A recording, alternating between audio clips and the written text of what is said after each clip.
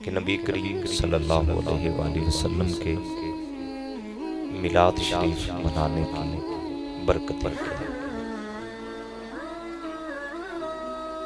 अल्लामा Jalaluddin Suyuti रहमतुल्लाह तआला अलैह अल-हावी लिल फतावा के अंदर नकल फरमाते हैं, आप फरमाते हैं कि मेरा गुजर एक कब्रिस्तान से हुआ तो तिलावते कुरान करके उसका सवाब कब्रिस्तान वालों को पहुंचाया। फिर फरमाते हैं दिल ने चाहा कि देखो तो सही ये कब्रों वाले हैं किस हाल के अंदर। आप फरमाते हैं कि मैंने फिर अपने बातिन की नजर से, कश्फ की नजर से, दिल की नजर से कब्रिस्तान वालों का हाल देखा तो सारी कब्रें रोशन थीं, हर कब्र में नूर था और जितने भी कब्रों वाले थे सारे अपनी कब्रों के अंदर बड़े खुश थे। आप फरमाते हैं कि फिर मैंने एक साहिब कब्र से पूछा कि तुम्हारी कब्रें रोशन क्यों हैं, तो उन्होंने कहा जी सबब फकत इतना है कि आमना के लाल का कलमा पड़ा है और उनकी गुलामी में जिंदगी गुजार के आए हैं। जब मर के कब्र में आए हैं तो उसी यार के कलमे की बरकत से अल्लाह ने हमारी कब्रों को रोशन कर दिया। फिर आप फरमाते हैं कि उसी कब्रिस्तान के अंदर मेरी नजर एक ऐसी कब्र पर पड़ी जिसमें अनवारो तजल्लियात की बारिश इतनी थी कि कब्र में बैठा शख्स मुझे दिखाई नहीं दे रहा था। आप फरमाते मैं हैरान हुआ, शायद ये कोई अल्लाह का वली होगा, शायद अपने वक्त का कोई गौस कुतुब अब्दाल या राह हक में गर्दन कटाने वाला कोई शहीद होगा। कहते हैं अभी सोच के अंदर मैं गुम था कि वो नूर कुछ कम हुआ और कब्र में बैठा बंदा मुझे नजर आया। आप फरमाते मैंने उससे पूछा मियाँ कब्रें तो सारी रोशन है पर तेरी कब्र में इतना नूर है कि कब्र में बैठा बंदा दिखाई नहीं दे रहा, कौन सा अमल करता, कौन सा वजीफा था तेरा, कौन सा अमल था, हमें भी जरा बता ताकि हम भी मरने से पहले वो अमल करके आए ताकि जब कब्र में पहुंचे तो हमारी कब्र भी नूर अला नूर हो जाए। तो अल्लामा जलालुद्दीन सुयूती रहमतुल्लाह अलैह फरमाते हैं कि उस कब्र वाले ने कहा जी ना तो मैं कोई वक्त का वली था, ना ही कोई ज्यादा शब जिंदादार और तहज्जुद गुजार था, मैं एक छोटा सा दुकानदार था, जो कुछ भी कमाता हर रोज की कमाई से थोड़ा सा अलग करके इस नीयत से रखता कि जब हुजूर के मिलाद का मौसम आएगा तो ये जो थोड़ा थोड़ा करके जमा कर रहा हूँ चंद दोस्तों को इकट्ठा करके हुजूर की खुशी मनाऊंगा। वो कहता है जब मैं पूरी जिंदगी अपना ये मामूल मैंने बनाए रखा, हर रोज थोड़ा सा जमा करता, पूरे साल के अंदर जितना इकट्ठा हो जाता चंद दोस्तों को जमा करता, हुजूर की आमद की खुशी मनाता और वो खर्च कर दिया करता हुजूर के नाम पर। कहते मैं मर के जब कब्र के अंदर आया और फरिश्तों ने मुझसे पूछा कि ये हस्ती, ये नूरानी चेहरा जो तेरे सामने, इनके बारे में क्या कहा करता था। तो कहते हैं पहले मैंने उस महबूब का चेहरा अनवर देखा, इससे पहले कि मैं जवाब देता मेरे करीम आका ने फरमाया फरिश्तों इससे न पूछो कौन आया है, आज अल्लाह का नबी बताएगा कौन सा उम्मती कब्र में आया हुआ है। कहते हैं कि जब हुजूर सल्लल्लाहु अलैहि वसल्लम ने कब्र के अंदर आके करम नवाजी तो फरमाई, कहते हैं हुजूर ने मुस्कुरा के मुझे देखा और मुस्कुरा कर फरमाया ये मेरा वो गुलाम है जो हर साल बड़ी मोहब्बत से मेरे मिलाद की खुशी मनाया करता था। फरमाते हैं जब कब्र में एक बार मेरे मुस्तफा ने मुझे मुस्कुरा के देखा तब से उनके तबस्सुम की खैरात इतनी बढ़ रही है कि मेरी कब्र के अंदर नूर ही है। मेरे आका के प्यारे गुलामों, अगर चाहते हो कि मर के कब्र में जाएं और करीम आका मुस्कुरा के हमें देखें, फिर आओ आज से अपनी नस्लों को भी ये पैगाम पक्की तरह अच्छी तरह याद करवा दो कि जीते जी जब तक जिस्म में जान रहेगी, जब भी हुजूर की आमद का मौसम आएगा, जश्न ईद मिलादुन नबी मना के दुनिया को बताएंगे कि देखो लोगों, हम ही वो खुश नसीब हैं जिन्हें महबूब की आमद की बड़ी बड़ी बड़ी दुनिया में भी इज्जतें मिलती हैं, कब्र और हशर के अंदर भी करम नवाजी होती है। मेरे करीम आका सल्लल्लाहु अलैहि वसल्लम इरशाद फरमाते हैं, रावी है हजरत अबू दरदा रज़ियल्लाहु ताला अन्हु, मेरे हुजूर के सहाबी, कायनात में इतना अदब किसी का नहीं किया गया जितना अदब इमामुल अंबिया का मेरे हुजूर के सहाबा ने किया है। यहाँ जितना मर्जी कोई प्यार करने वाला मिल जाए, अकीदतमंद जितना आला से आला, चाहे सलूक की मनाजिल भी तय कर रहा हो, कोई खलीफा भी हो, फिर भी अदब की आखिरी आदत जो होती है कि अपने शेख है, अपने मुर्शिद के जोड़े उठाएगा, जहां बैठा होगा उठा के वहीं अपने पास रख लेगा। इससे ज्यादा तो अदब नहीं होता। या मोहब्बत की अगली हद ये होगी कि उठाएगा, किसी कपड़े में उन्हें लपेटेगा, लपेट के अपनी गोद में रख लेगा। लेकिन मेरे महबूब तेरे गुलामों की अजमत पर कुर्बान जाए। हजरत अब्दुल्ला इब्ने मसूद रज़ियल्लाहु ताला अन्हु नालैन बरदार थे मेरे आका के, और जिस मजलिस में मेरे हुजूर तशरीफ ले जाते, सैयदुना अबू हुरैरा रज़ियल्लाहु ताला अन्हु रिवायत फरमाते हैं, आप फरमाते कि हजरत अब्दुल्ला इब्ने मसूद का अंदाज़े अदब ये था कि हुजूर के नालैन शरीफैन जोड़े मुबारक एक जोड़ा उठा के इस आस्तीन में रख लेना, एक इसमें रख लेना, और यूं सीने से लगा के रखा करते थे कि महबूबा तेरे जोड़े हैं, इन्हें और कहां रखूं, इन्हें सीने पे लगा के रखने को दिल करता है। और ये बात ज़हन के अंदर रखिए, अदब का ये अंदाज सिर्फ किसी खास वक्त के लिए नहीं होता था। ऐसे हालात भी आ जाया करते कि जब इबादत का वक्त आता तो हजरत अब्दुल्ला इब्ने मसूद बसा औकात जोड़े फिर भी पीछे जाकर भी रखा करते थे। उसी हालत के अंदर अल्लाह की इबादत भी जारी रहती और दर मुस्तफा का अदब भी जारी रहता। आज दुनिया का बड़े से बड़ा प्यार करने वाला मिल जाए, मस्जिद नबवी शरीफ में मेरे आका तशरीफ लेकर आए ना, तो सहाबा अदब के साथ उठ के खड़े हो गए। पैगामे रिसालत माब सल्लल्लाहु अलैहि वसल्लम मिला कि मेरे गुलामों बैठ जाओ।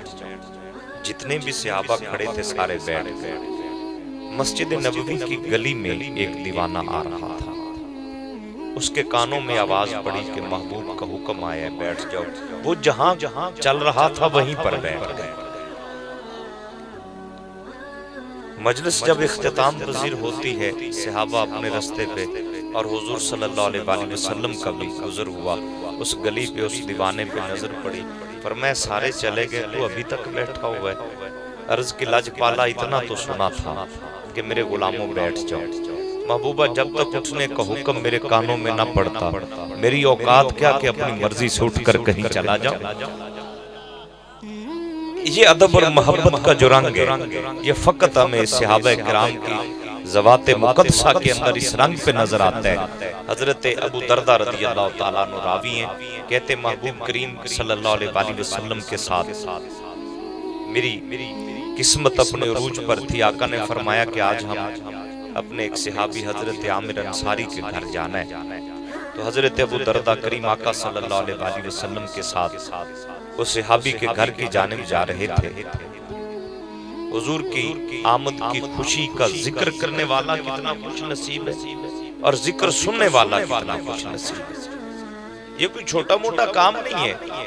किबला पीर साहब ने तो एक जुमले के अंदर ही रूह डाल दी, और हकीकत जिंदगी भी यही है कि गल सारी सरकार दी, और कुछ भी नहीं है।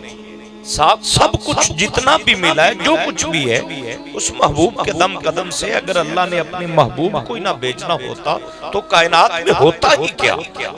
इसके ऊपर बड़ी हदीस है, लेकिन मैं ये अर्ज कर रहा हूँ कि सहाबी रसूल हजरत अबू दरदा कहते हैं, मैं करीम आका की गुलामी में साथ साथ चल रहा था और हजरत आमिर अंसारी के दरवाजे पे पहुंचे तो फरमाते वो अंदर अपने बच्चों को बिठा के हुजूर की आमद का जिक्र कर रहे थे।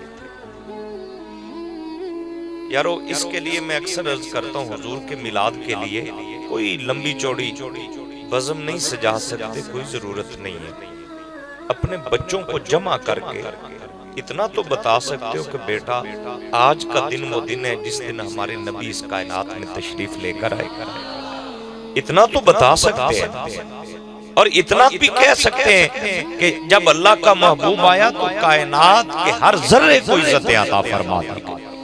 मेरे आका के प्यारे गुलामों, सहाबी रसूल हजरत अबू दरदा कहते हैं हम दरवाजे पे अभी पहुंचे थे कि हजरत आमिर अंसारी अपने बच्चों को जमा करके हुजूर का मिलाद सुना रहे थे। कहते हैं कि आवाज महबूब करीम आका सल्लल्लाहु अलैहि वसल्लम की मुबारक समातों तक पहुंची। तो हजरत आमिर अंसारी ने फिर दरवाजा खोला। मेरे आका ने फरमाया कि ए मेरे गुलाम, तेरा ये अंदाज अल्लाह को बड़ा पसंद आया। इन अल्लाह फतह लका अबवाब रहमा वल मलाइकतु कुल्लुहुम यस्तगफिरून लका।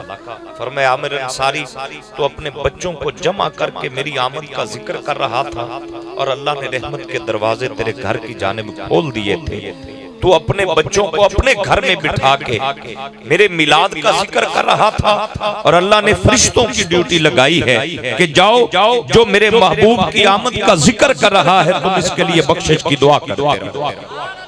इसलिए जब हुजूर के जिक्र की महफिल में आओ, आप यहाँ बैठे हैं, किबला पीर साहब ने गुफ्तगू फरमाई है, नाथ खानों ने अपनी गुलामी का हक अदा किया है, आप सुन रहे हैं, सुनाने वाले सुना रहे हैं। यहाँ बैठ के हमने ये नहीं कहा कि अल्लाह हमारे गुनाह माफ कर दे, हमने ये नहीं कहा कि अल्लाह हम तौबा करते हैं। सारे चेहरे मुस्कुरा के पैगाम दे रहे हैं कि आशिक यार की बातें सुनाते रहे, गुलाम उनकी बातें सुनते रहे। अल्लाह या रसूल अल्लाह या अकबर। हमने तौबा नहीं की, कोई अल्लाह से ये नहीं कहा या अल्लाह हमारे गुनाह माफ फरमा दे, ये नहीं कहा अल्लाह हम तौबा करते हैं। बस हम बैठ के अल्लाह के महबूब की बातें सुन रहे हैं। देखिए ये एजाज कोई कम नहीं है। फरमाए तुम बैठो मेरे यार की आमद का जिक्र सुनो मेरे बंदों से, महबूब के गुलामों से, और अल्लाह तुम्हारे साथ मोहब्बत का फैसला ये फरमा चुका है कि तुम हुजूर की बातें सुनते रहो, फरिश्ते तुम्हारे लिए बख्शिश की दुआ मांगते रहते हैं। इसलिए कभी किसी परेशानी में मत बैठना कि पता नहीं यहाँ आने से मिलेगा क्या। कोई साहिब नजर ही बता सकता है कि गुनाहों से भरे हुए दामन लेके आते हैं, हुजूर की महफिल में बैठते हैं और उठ के जब घरों को जाते हैं, यकीन जानिए गुनाहगार से गुनाहगार भी आ जाए तो इतना कर्म होता है कि उठ के कदम बाहर बाद में निकाले जाते हैं। हमारे गुनाहों की माफी अल्लाह पहले अता फरमा दे। जश्न ईद मिलादुन नबी पैगाम में मोहब्बत है हर उस आशिक के लिए जिसके दिल के अंदर ईमान की दौलत है। बड़ी नेमत है जो अल्लाह ने अता फरमाई है। लेकिन मैं एक दो पैगाम मोहब्बत के अर्ज करना चाहूंगा सीरत के हवाला से कि आज के इस पुरफितन दौर के अंदर मेरे हुजूर की सीरत हमें पैगाम के अता फरमाती है। मेरे करीम आका सल्लल्लाहु अलैहि वसल्लम ने 9 हिजरी के अंदर एक लश्कर रवाना फरमाया मौला अली की क़यादत के अंदर, और ये लश्कर हातिम ताई के कबीले की जानिब रवाना फरमाया गया था। हातिम ताई खुद तो दुनिया में नहीं था, लेकिन उसके कबीले को दावत दीन देने के लिए मौला अली की क़यादत में लश्कर भेजा गया 9 हिजरी को। इमामुल अंबिया सल्लल्लाहु अलैहि वसल्लम ने फरमाया अली उन्हें दावत दीन दो, अगर दीन से इनकार करें तो फिर उनके साथ जिहाद करो। जाहिर है जिस लश्कर का कायद मौला अली, फिर मुकाबले में कोई टिक कैसे सकता था। मर्द सारे भाग गए और औरतें कैदी बना के दरबार रिसालत में लाई गई। भाग जाने वालों में हातिम ताई का बेटा आदि बिन हातिम था। ये पैगाम मेरा बिलखुसूस नौजवानों के लिए। वो औरतें कैदी बना के दरबार रिसालत में लाई गई तो इन औरतों के अंदर कैदी बन के आने वाली हातिम ताई की बेटी भी थी, जिसकी सखावत की बड़ी टोली थी। और उससे पूछा गया, हातिम ताई खुद बड़ा सखी था, उससे पूछा गया था कि कोई तुझसे भी बड़ा सखी है? उसने कहा मेरे इलाके का एक लकड़ियां बेचने वाला बाबा मुझसे भी बड़ा सखी था। लकड़ियां बेचने वाला गरीब आदमी कितना दौलतमंद हो सकता है। उसने कहा बात दौलत की नहीं, बात दिल की कैफियत की हुआ करती। आरफ खड़ी मियां मोहम्मद बख्श रहमतुल्लाह ताला अलैह फरमाया करते थे कि माला माले सखी नहीं होते ते सखियां कोड़ो माल नहीं होते। ये सखावत दिल की एक कैफियत का नाम है। हजरत सैयदना उस्मान गनी रज़ियल्लाहु ताला अन्हु ग़ज़वा तबूक की तैयारी के मौका पर जब 900 के लगभग ऊंट, 100 घोड़े और 10 की चांदी और उसके बाद 1000 दिरहम हुजूर के कदमों में रखे थे। शाह वलीउल्लाह मुहद्दिस दिल्वी ने इज़ालतुल ख़िफ़ा के अंदर लिखा, वो फरमाते हैं कि 800 ऊंटों तक हजरत उस्मान गनी की सखावत चल रही थी। सखावत उस कैफियत को कहते हैं कि पास कुछ हो तो देते चले जाओ। जिसके पास कुछ हो और वो किसी को दे उसे सखी कहते हैं। जिसके पास कुछ ना हो और फिर भी रसूलुल्लाह के पैगाम पर निसार करता रहे उसको गनी कहते हैं। वो कहते हैं कि 800 ऊंटों का जो नजराना पेश किया बमा साजो समान। शाह वलीउल्लाह मुहद्दिस दिल्वी कहते हैं कि यहाँ तक हजरत उस्मान गनी की सखावत चल रही थी। फिर जब हुजूर की तरगीब आई तो ये उठे बाहर निकले और अपना गिरेबान पकड़ के हजरत उस्मान गनी ने अपने आप को झंझोड़ा कि उस्मान तेरे होते हुए भी रसूलुल्लाह को और तरगीब देने की जरूरत पेश आ गई। मदीना में जाते और उधार पकड़ के लाते सिर्फ इस नियत से कि या रसूल अल्लाह वो मौका कब आए कि इतना पेश कर दिया जाए आपको फिर तरगीब देने की जरूरत। फरमाते जब कुछ ना था और बाहर निकल गए फिर मांग के लाए नबी की जात पे कुर्बान करने के लिए। इस कैफियत को गिना कहते हैं। ये सखावत से ऊपर वाला मकाम होता है। मेरे करीम आका सल्लल्लाहु अलैहि वसल्लम के प्यारे गुलामों, मांगने के बाद देने वाले बड़े मिल जाते हैं, लेकिन सवाल से पहले अता करने वाला कोई होता है। इमाम हसन मेरे करीम आका सल्लल्लाहु अलैहि वसल्लम के शहजादे हैं, जन्नती जवानों के सरदार हैं। हुजूर की बारगाह तो फिर बड़ी बारगाह है ना जी। मैं उस बारगाह के फूल की खुशबू मोहब्बत भरी बात अर्ज करना चाहता हूँ। एक सवाली सवाल करने लगा था आपसे कि हजरत मुझे ये चाहिए, मुझे इतनी मेरी जरूरत है। वो बोलने लगा, आपने फरमाया चुप कर, उसे खामोश करा दिया। सवाल करने से पहले अपने खादिम को हुक्म दिया, जाओ और इतनी अशरफियां जो हैं वो थैलियों में पड़ी उठा के इसे दे। अच्छा, उसको सवाल भी नहीं करने दिया गया और जितना उसे चाहिए था उससे 3-4 गुना ज्यादा अता फरमा दिया। थैलियां उसके कदमों में पड़ी हैं जो मांगना चाहता था, सवाल अभी नहीं किया।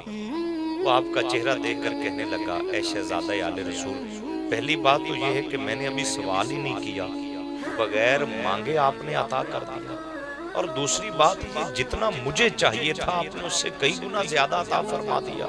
तो मौला इमाम हसन सरकार फरमाने लगे, आपने फरमाया पूछने वाले सवाल करने के बाद तो सवाली को बड़ी जगहों से मिल जाता है। सवाल जुबान पर आने से पहले झोलियां भर दी जाए, ये घराना मुस्तफा का घराना होता है। मैं अर्ज कर रहा हूं कि हातिम ताई बड़ा सखी था। उससे किसी ने पूछा कोई तुझसे बड़ा सखी भी है? उसने कहा जी मेरे इलाके का एक लकड़ियां बेचने वाला मुझसे भी ज्यादा सखी था। कहा वो कैसे? उसने कहा मैंने पूरे इलाके के अंदर दावत की कि किसी घर का कोई फर्द ना बचे, सबकी दावत, अमीर गरीब सारे आए। हातिम ताई कहता है फिर मैंने भेष बदला और भेष बदल के अपने इलाके में मैं निकल पड़ा, देखूं तो सही कौन है जो आज मेरी दावत पर भी नहीं आया। तो हातिम ताई कहता है मैंने भेष बदला हुआ था, मैं गया तो एक बाजार में एक बुजुर्ग बैठा लकड़ियां बेच रहा था। कितना वो दौलतमंद होगा जो उस दिन भी उस वक्त भी लकड़ियां बेच रहा होगा जी। हातिम ताई कहता है मेरे कदम रुक गए। मैंने उससे पूछा बाबा सारी दुनिया हातिम ताई की दावत पे गई है, भेष बदला था ना, पहचान तो वो नहीं रहा था। लकड़ियां बेचने वाले से खुद सवाल किया, कहा सारी दुनिया हातिम ताई की दावत पे गई है, बाबा तो अभी तक यहाँ बैठा हुआ है, तू क्यों नहीं गया? उसने कहा जी अपने हाथ से मेहनत की कमाई का लुत्फ इतना आता है कि किसी वडेरे के डेरे पे जाके खाने को दिल नहीं करता है। साथ ही उसने ना अपने गिरा जेब में हाथ डाला, कुछ सिक्के निकले। वो सिक्के निकाल के हातिम ताई की हथेली पे रखे। उस बुजुर्ग को भी नहीं पता था कि ये हातिम ताई ही है। देश बदला था उसने। सिक्के रखे उसकी हथेली पर, कहा यार ऐसा कीजिएगा, हातिम ताई को ना बताना, सखी आदमी कहीं नाराज ना हो जाए। लेकिन लंगर पकाने वालों को कहना कि कोई चीज खरीद कर मेरे इन पैसों की भी लंगर के अंदर शामिल कर दे, ताकि मेरी कमाई का कोई लुकमा किसी गरीब के पेट में चला जाएगा, मेरा रब मुझसे भी राजी हो जाएगा। हातिम ताई कहता है कि जब उस बुजुर्ग ने वो सिक्के निकाल के मेरी हथेली पे रखे, कहते मैंने ना, मुझसे रहा ना गया, मैंने चेहरे से नकाब हटा के कहा, बाबा मुझे पहचानते हो? उसने चेहरा देखकर कहा, लगता तो हातिम ताई है। तो हातिम ताई कहता है मैंने उस बुजुर्ग को सीने लगाया, सीने लगा के कहा, बाबा सखी मैं नहीं, सखी तो तू है ना, मेरे पास तो है, इतना देता जाऊं खत्म नहीं होता, तेरी तो अपनी हैसियत ही फकत अपने गुजारे लायक जिंदगी है, तू फिर भी दे रहा है, असल सखी तो तू। तो हातिम ताई की बेटी दरबारी रिसालत माब सल्लल्लाहु अलैहि वसल्लम में लाई गई। नंगे सर खड़ी थी एक काफिर की बेटी, अभी कलमा नहीं पढ़ा था उसने। हुजूर का चेहरा देखकर कहती है, या नबी अल्लाह, मैंने आपका कलमा तो नहीं पढ़ा, पर मेरा बाप बड़ा सखी था, उसके दरवाजे से कोई खाली नहीं जाता था। या रसूल अल्लाह, आज आपकी चौखट पे खड़ी हूँ, लेकिन मेरे सर पे चादर भी कोई नहीं है। हुजूर आप मेरे साथ एहसान कीजिए, अल्लाह आप पर एहसान फरमाएगा। मांगने का अंदाज और सलीका आ जाए ना जी, तो फिर वो भी मिलता है जो कभी ना मांगा। मेरे हुजूर ने अपनी रहमत वाली चादर उतारी और उस लड़की के सर पे रख के कहा, बेटी गम न कर, क्या हुआ, तेरा बाप नहीं है, देख खड़ी तू किस रहमत लिल आलमीन की बारगाह में। फरमाया सहाबा जाओ और बैतुल माल से अच्छी सवारी लेकर आओ। 2 सहाबा की ड्यूटी लगाई, फरमाया जाओ इसके घर छोड़ कर आओ, रास्ते में से कोई तकलीफ ना होने पाए। बैतुल माल से आला सवारी मिलती है, उस औरत को आजादी मिलती है, हुजूर की रिदाई रहमत चादर रहमत उसे मुयस्सर आती है। 2 सहाबा साथ हैं, तो चलते चलते पहुंचती है, चलते पहुंचती है तो उस मकाम पे अपने घर की दहलीज पे पहुंची। भागा हुआ भाई भी वापस आ चुका था। दरवाजे पे दस्तक दी ना उसने, तो भाई ने दरवाजा खोला और बहन का चेहरा देखकर मुंह फेर लिया। वो झट से बोल पड़ी, उसने कहा, अजीब आदमी, पहले मुश्किल घड़ी में मुझे तन्हा छोड़ के तू भाग गया, अब आजाद होकर वापस आई हूं तो तूने चेहरा फेर लिया, बता तो सही मेरा जुर्म क्या है?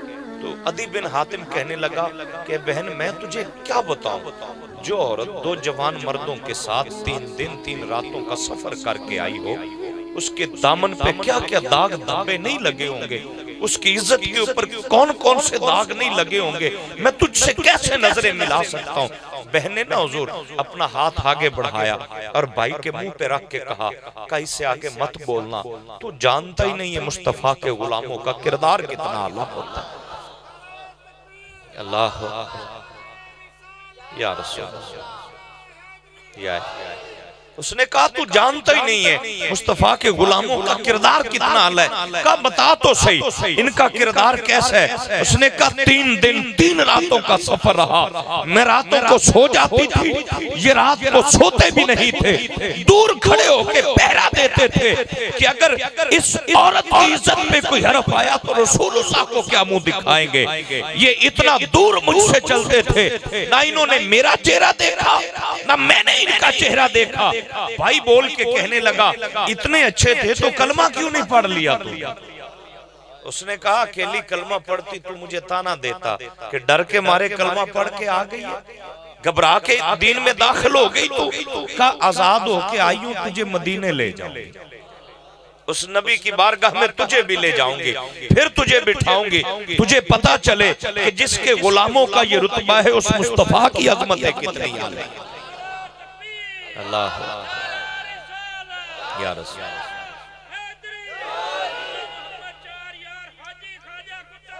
हक फरीद या फरीद। अदी बिन हातिम अपनी हमशीरा के साथ मदीना आता है, दरबार रिसालत माब सल्लल्लाहु अलैहि वसल्लम में पहुंचता है। बगैर किसी लंबी चौड़ी गुफ्तगू के आते ही वो कहने लगा, या नबी अल्लाह, मुझे और मेरी बहन को कलमा पढ़ाइए। जाहिर है गैबदान नबी है। मेरे करीम आका सल्लल्लाहु अलैहि वसल्लम की निगाह नबूवत उठे।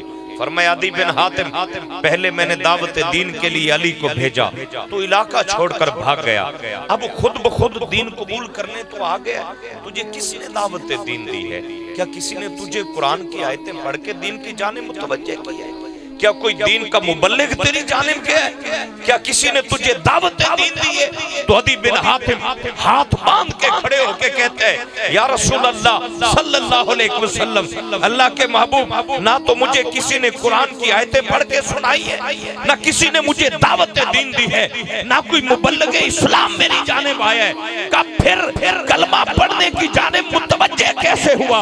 तो हातिम ताई का बेटा बोल के कहता है ए अल्लाह के रसूल, मेरी बहन ने तेरे गुलामों का किरदार बताया है, मैं समझ गया जिसके गुलाम इतनी हया वाले हैं वो मुस्तफा कितनी हया वाला होगा। जश्न ईद मिलादुन नबी मनाने वाले मेरे आका के प्यारे गुलामों, बिलखुसूस नौजवानों, आओ हुजूर की इस पाकीज़ा महफिल में बैठने वालों, मैं एक दिन का अदना सा तालिब इल्म हूं। ये पैगाम मोहब्बत अपने पल्ले जरूर बांध लीजिए। बच्चों, जिस गली से गुजरो, स्कूल जाते हुए, बाजार जाते हुए, जहां से गुजरो, तेरी नजर झुकी हो, तेरा चेहरा देखकर लोग गवाही दें कि मुस्तफा के दर का नौकर जाकर। जहां से तेरा गुजर हो, तेरा किरदार गवाही दे रहा हो। और याद रखिए, जिस दिल के अंदर नबी का प्यार आ जाता है, वहां फिर किताबें पीछे रह जाती हैं। बदन से रूह निकल भी जाए तो चेहरा देखकर भी लोग कलमा पढ़ जाया करते हैं। ये हुजूर के दीन की ताकत है। कौन नहीं जानता इमाम मोहम्मद रहमतुल्लाह ताला अलैह को? तारीख इस्लाम का इतना बड़ा नाम है इमाम मोहम्मद। इमाम आज़म अबू हनीफा रहमतुल्लाह अलैह के शागिर्द है। हसीन बड़े, जमील बड़े, खूबसूरत बड़े। दुनिया से जब जाने लगे, जनाजे की चारपाई पड़ी है, सफ़ें बांधी जा चुकी हैं। शहर बगदाद के बड़े बड़े असहाबे जुब्बा दस्तार उस जनाजे के अंदर शामिल हैं कि इतने बड़े आलिम रब्बानी का जनाजा है, आ जाए और जनाजा पढ़े। जो जनाजा पढ़ेगा वो भी बख्शा जाएगा। लोग लूट के आते हैं इमाम मोहम्मद का जनाजा पढ़ने के लिए। वो तो इमाम मोहम्मद थे ना।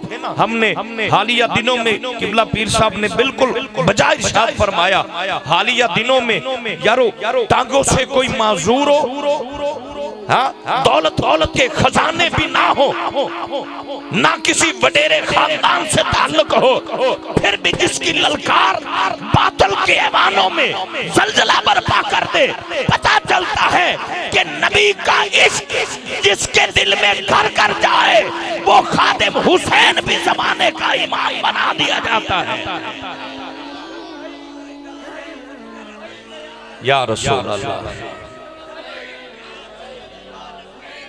लब्बैक या रसूल, लब्बैक या रसूल अल्लाह, लब्बैक या रसूल अल्लाह, लब्बैक या रसूल अल्लाह, लब्बैक या रसूल अल्लाह, लब्बैक या रसूल अल्लाह, लब्बैक या रसूल अल्लाह, लब्बैक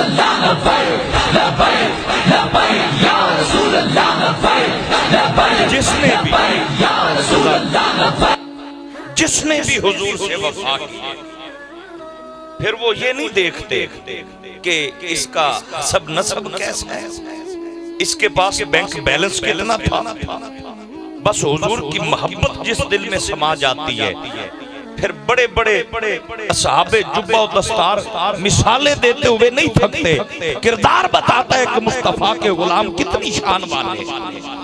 पूरी बादल की कुव्वतें हैरत ज़दा रह गई कि हम तो समझते थे एक व्हील चेयर पे चलने वाला बाबा कर क्या सकता है, पर जनाजा बता रहा था कि की मोहम्मद से वफा तूने तो हम तेरे हैं, ये जहां चीज है क्या लौहो कलम तेरे। इमाम मोहम्मद रहमतुल्लाह ताला अलैह की मैं बात कर रहा था कि जिनके किरदार हुजूर की सीरत मेरे आका की मोहब्बत के सांचे में ढल जाते हैं, उनके बदन से रूह भी निकल जाए तो उनके चेहरे कलमा पढ़ाते जाते हैं। दुनिया के मौलवी टिल लगा ले, इतने लोग मुसलमान नहीं कर सके। चाहे सारी उम्र बोझ उठा के फिरते रहे, लेकिन हुजूर की गुलामी अगर मुयस्सर आ जाए, बदन से रूह भी निकल जाए, चेहरा देखकर लोग कलमा पड़ जाते थे कि यारो हुजूर के गुलाम ऐसे हुआ करते। जमाना गवाह है, इमाम मोहम्मद रहमतुल्लाह ताला अलैह जनाजे की चारपाई पड़ी है, लोग जनाजा पढ़ाने के लिए तैयार खड़े, इधर से ना गैर मुस्लिम आगे, कम से कम 7,000, आखिरी रिवायत आखिरी हद 40,000 काफिर आते हैं। मुसलमानों से कहने लगे, मुसलमानों ठहरो तो सही, जाने वाले का चेहरा तो दिखाते जाते। गैर मुस्लिम आ रहे हैं, कलमा पढ़ने वाले नहीं थे, गैर मुस्लिम है, काफिर हैं। उन्होंने कहा जी जाने वाले का चेहरा तो दिखाओ। सारी जिंदगी तुम्हारे दरमियान रहा, जाते हुए चेहरा देख कर क्या करोगे? उन्होंने कहा हमारे दिल के अंदर भी एक आरजू मचल रही है, देखने तो दो। आगे बढ़ते हैं, चंद कदम पीछे हैं तो काफिर हैं। नजर इमाम मोहम्मद रहमतुल्लाह अलैह के चेहरे पे पड़ती है, जिसके बदन से रूह निकल चुकी है। उनके चेहरे पे नजर पड़ती है तो कलमा पढ़ते जाते हैं। 40,000 काफिर कलमा पढ़ गया, चेहरा देखकर, उसका चेहरा जिसके बदन से रूह निकल चुकी है। यार अगर मौत ये है तो फिर जिंदगी किसे कहते हैं? अगर मरना इसे कहते हैं तो फिर जिंदगी किसे कहते हैं? यहाँ इंसान की अक्ल दंग रह जाती है। देखिए खामोश लब है, जुबान हरकत नहीं कर रही, ना वाज है, ना तबलीग है, ना कोई विरद है, ना कोई वजीफा है, बस चेहरा देख के कलमा पढ़ते जा रहे सारे, चेहरा देख के कलमा पढ़ते जा रहे। 40,000 का मजमा कलमा पढ़ के हुजूर के दीन में दाखिल। तो मुसलमानों ने पूछा, कहा कि लोगों बताओ तो सही, क्या देखा है, किस चीज ने कलमा पढ़ा?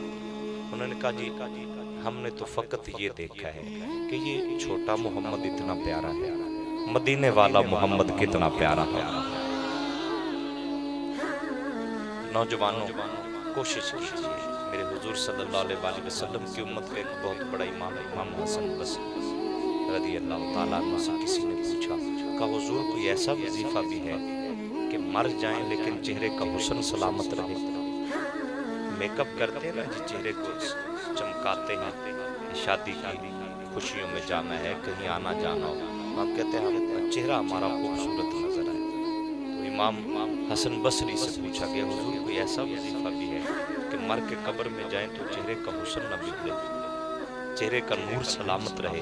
तो आपने फरमाया हाँ हाँ, पाक महबूब पे मोहब्बत से दुरूद पढ़ते रहो, मर के कब्र में जाओगे तो अल्लाह चेहरे का हुस्न बिगड़ने नहीं देता है। इसलिए कोशिश कीजिए उस महबूब के वफादार बनिए जिनकी वफा दोनों जहानों में इज्जतें देती है। मैं इन अल्फाज के साथ इख्तिताम की जाने बढ़ना चाहूँगा। अल्लाह रब्बुल इज़्ज़त मेरी आप सबकी हाज़िरी अपनी बारगाह में